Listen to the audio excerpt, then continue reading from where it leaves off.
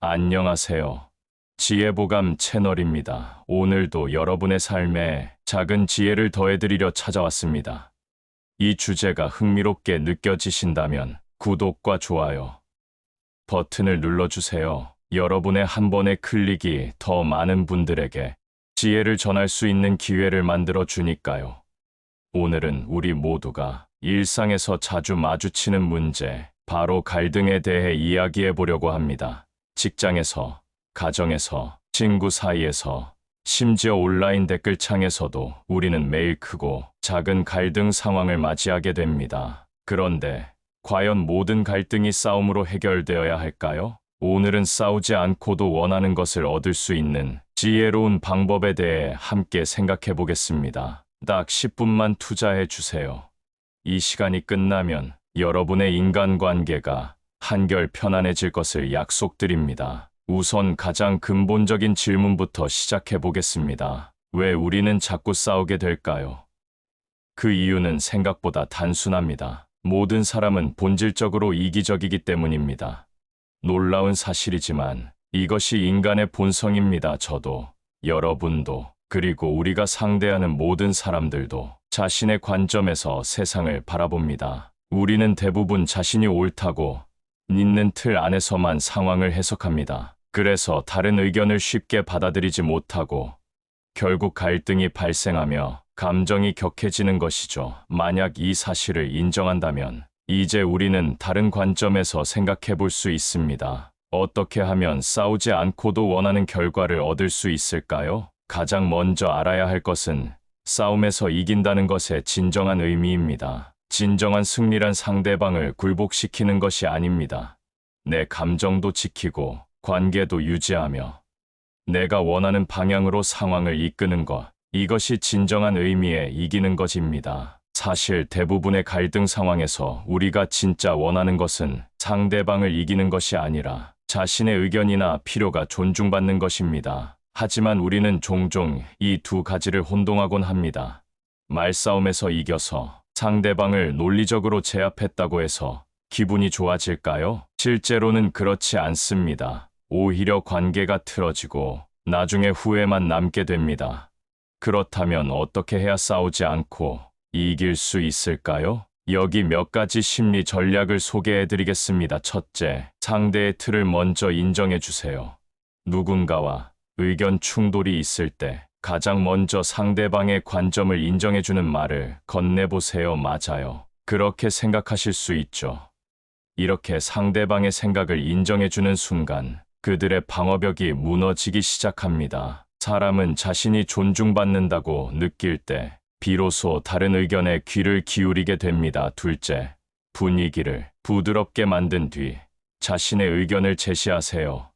대화는 타이밍입니다. 상대방이 마음을 열었을 때 차분하고 논리적으로 자신의 의견을 전달하면 상대방도 수긍할 가능성이 훨씬 높아집니다. 셋째, 감정이 격해지면 일단 멈추세요. 우리 뇌는 감정이 고조되면 합리적인 판단 능력이 현저히 떨어집니다.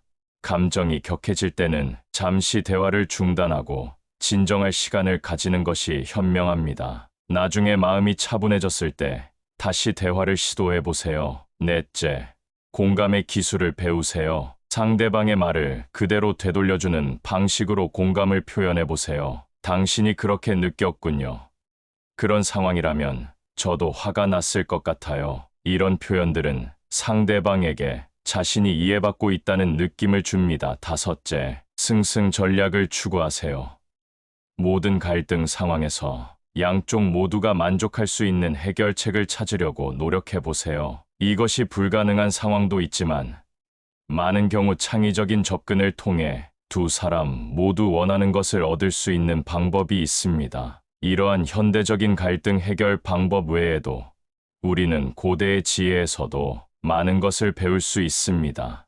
약 2500년 전 중국의 철학자 묵자는 싸우지 않고 이기는 법에 대해 깊이 고찰했습니다. 그의 지혜를 현대적으로 재해석해 보겠습니다. 묵자가 말하는 첫 번째 지혜는 무의미한 논쟁을 피하라는 것입니다. 묵자는 논쟁에서 이기더라도 그것이 관계를 해친다면 아무런 의미가 없다고 보았습니다.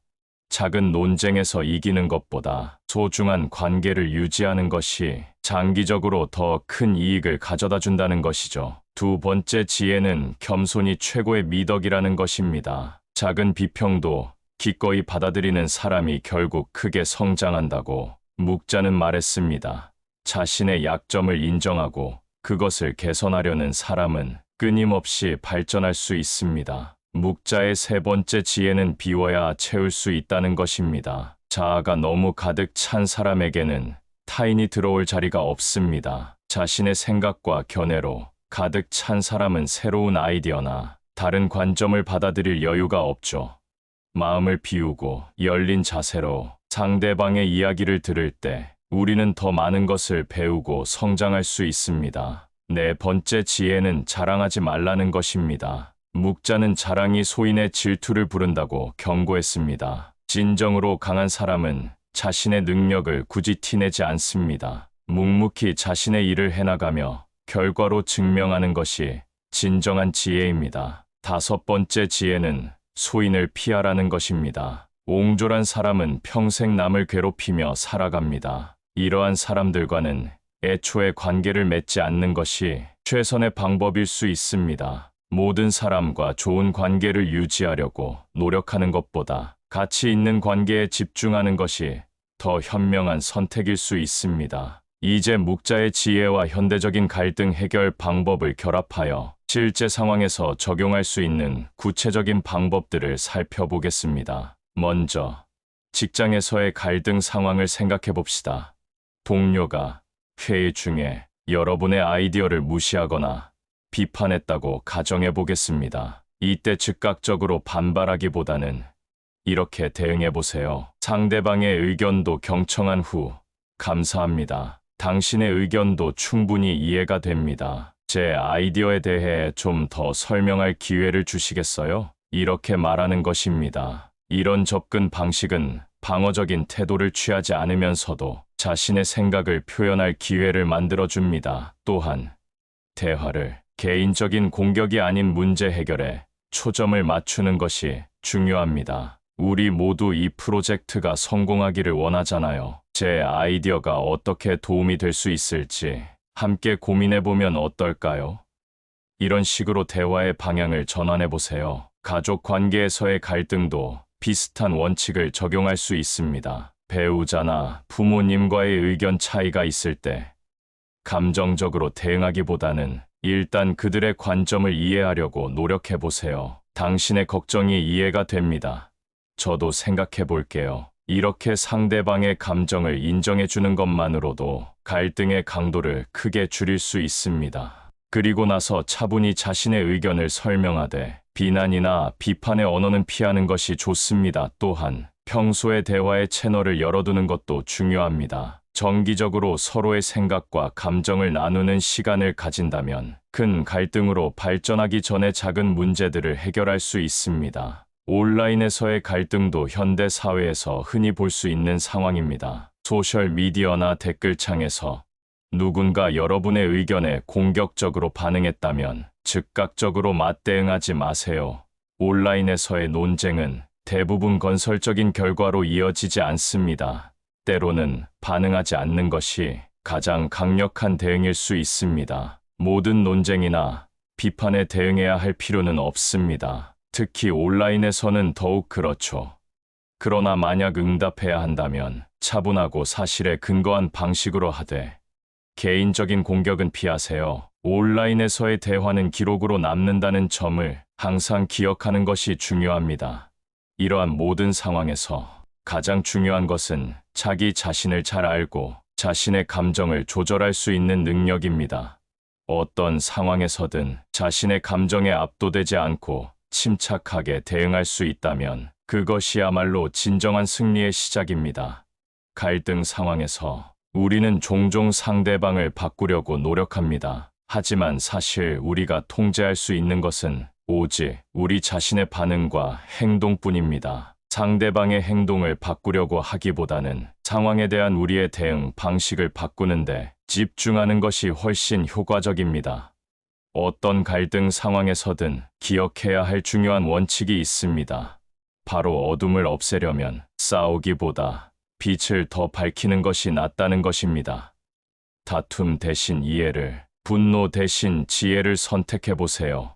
상대방을 적으로 보기보다는 함께 문제를 해결해야 할 동반자로 바라보는 관점의 전환이 필요합니다. 실제로 많은 갈등은 오해나 소통의 부재에서 비롯됩니다. 같은 상황을 바라보더라도 각자의 경험과 가치관에 따라 전혀 다르게 해석할 수 있기 때문이죠. 그렇기 때문에 진정한 소통을 위해서는 상대방의 관점에서 세상을 바라보려는 노력이 필요합니다. 또한 모든 사람은 인정받고 존중받고 싶어 한다는 기본적인 심리를 이해하는 것도 중요합니다. 상대방의 이런 기본적인 욕구를 충족시켜준다면 많은 갈등 상황을 미리 예방할 수 있습니다.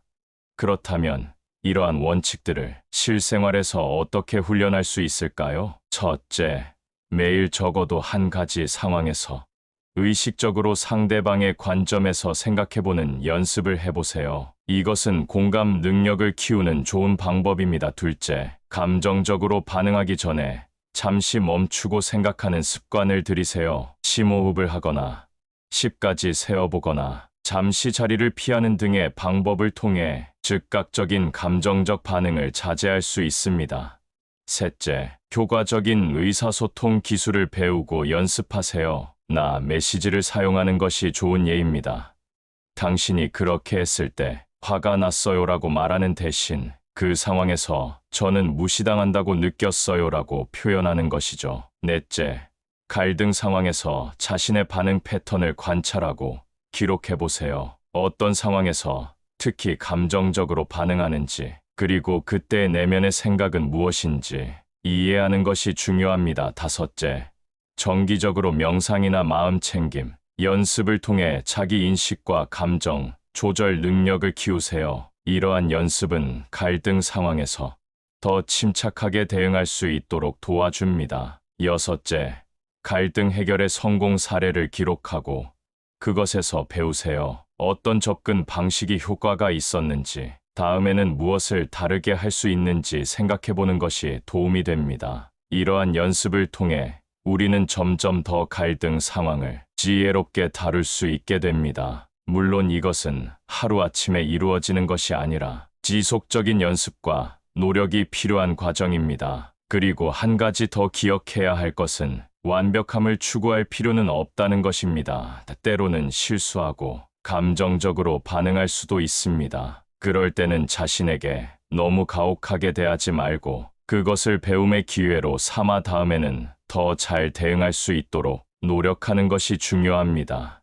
이제 우리는 싸우지 않고 이기는 방법에 대해 많은 것을 배웠습니다. 하지만 여기서 한 가지 중요한 점을 짚고 넘어가야 합니다. 모든 갈등을 피해야 한다는 의미는 아닙니다. 건설적인 갈등은 때로 필요하고 유익할 수 있습니다. 다양한 관점이 충돌하면서 더 나은 해결책이 나올 수도 있고 서로에 대한 이해가 깊어질 수도 있습니다. 중요한 것은 갈등을 다루는 방식입니다. 또한 자신의 가치나 원칙에 관한 문제라면 때로는 단호하게 자신의 입장을 지켜야 할 필요도 있습니다. 모든 상황에서 타협이나 양보가 최선의 선택은 아닙니다. 그리고 무엇보다 진정한 평화는 갈등의 부재가 아니라 갈등을 건설적으로 다루는 능력에서 온다는 것을 기억하세요. 갈등을 피하기보다는 그것을 지혜롭게 다루는 법을 배우는 것이 더 중요합니다. 이렇게 갈등을 지혜롭게 다루는 능력은 인간관계뿐만 아니라 우리 삶의 모든 영역에서 큰 자산이 될 것입니다. 직업적 성공, 개인적 행복, 그리고 내면의 평화, 모두 이러한 능력과 깊은 관련이 있습니다. 마지막으로 이 모든 지혜를 한마디로 요약하자면 싸우지 않고 이기는 방법의 핵심은 바로 이해입니다.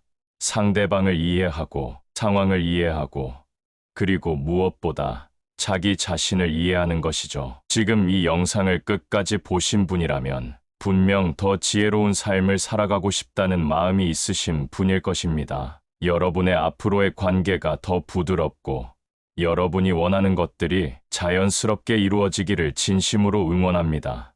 오늘 나눈 이야기가 여러분의 일상에 작은 도움이 되기를 바랍니다. 다음 영상에서도 여러분의 삶에 도움이 될 수 있는 지혜로운 이야기로 찾아뵙겠습니다. 구독과 좋아요, 알림 설정은 저에게 큰 힘이 됩니다.